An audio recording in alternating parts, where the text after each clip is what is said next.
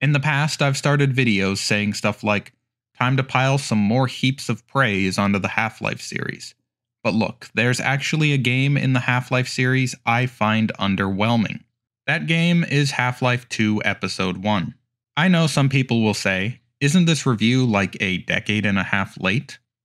Well, there are lots of things that should have come out 15 years ago, so I'm just holding myself to Valve's own internal deadlines.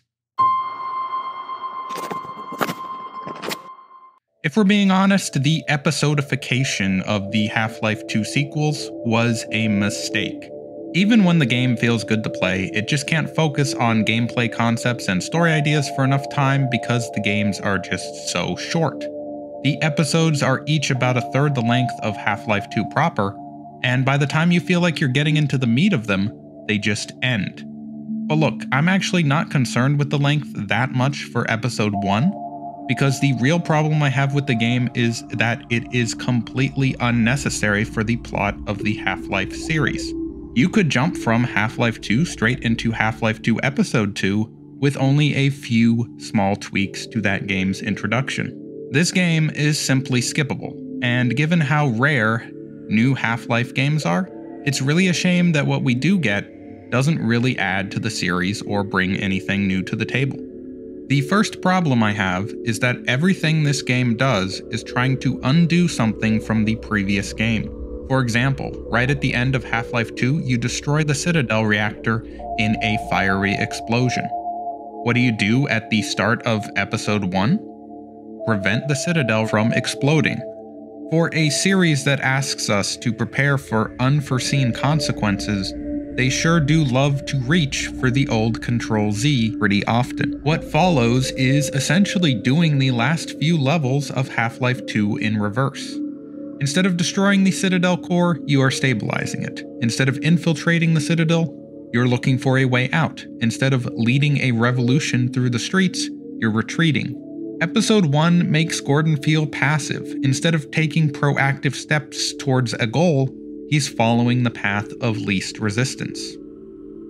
It's just not fun to be retreating with your tail between your legs, and it's a little odd that Valve decided to make that the driving force of this game. What's weird is that the writing for the characters is top-notch. Alex is given some great one-liners and one-sided banter with Gordon. Come on, Gordon, crank that thing! Great! This game has great writing, some of the best in the series. It's just in service of a muddled plot. The other problem with Episode 1 focusing on undoing the previous game's ending is that it feels like a retread of the last game. I mean, you are essentially retreading your own steps. Personally, I love Half-Life 2 for its exploration of new and exciting environments. But in this game, we get none of that.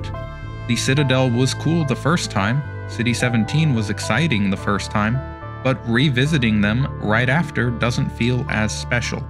I guess when it was first released, people had waited a few years since playing the original, but playing them back to back, these settings do overstay their welcome. Another thing that the game undoes is your arsenal of weaponry. In this much shorter game, you are again starting from scratch.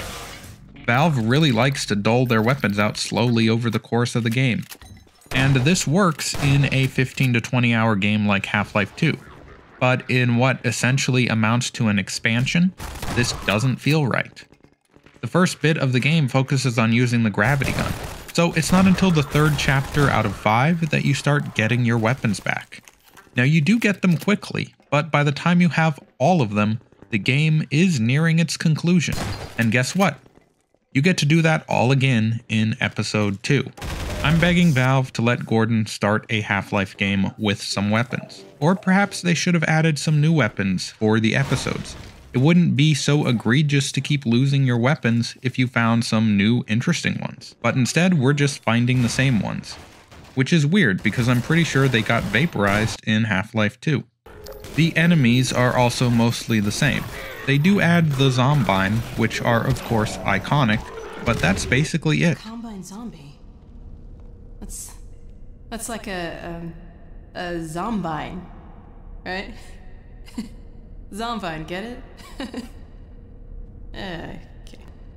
More enemies would be nice, which is admittedly a problem that Episode 2 does solve, with the hunters and spitting antlions. Another thing that lets this game down is that despite defeating an antlion guardian, you do not get the holy grail of Half-Life 2 weapons/items, the bug bait.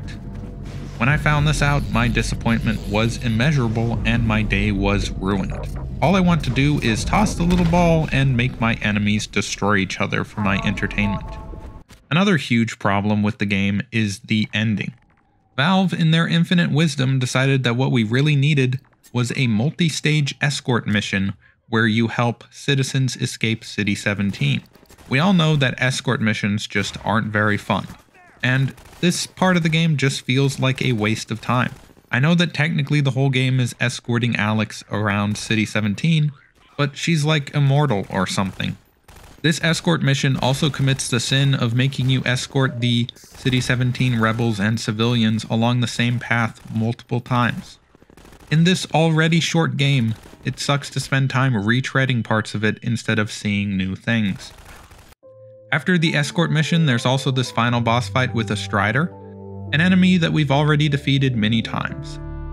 And after that, Alex and Gordon finally escape City 17. So this game is fine. There are parts of it I like, and the combat is still really good, but being average simply doesn't cut it in a series with such peaks. But when a Half-Life game is merely okay, it's kind of a failure because this series has such high standards.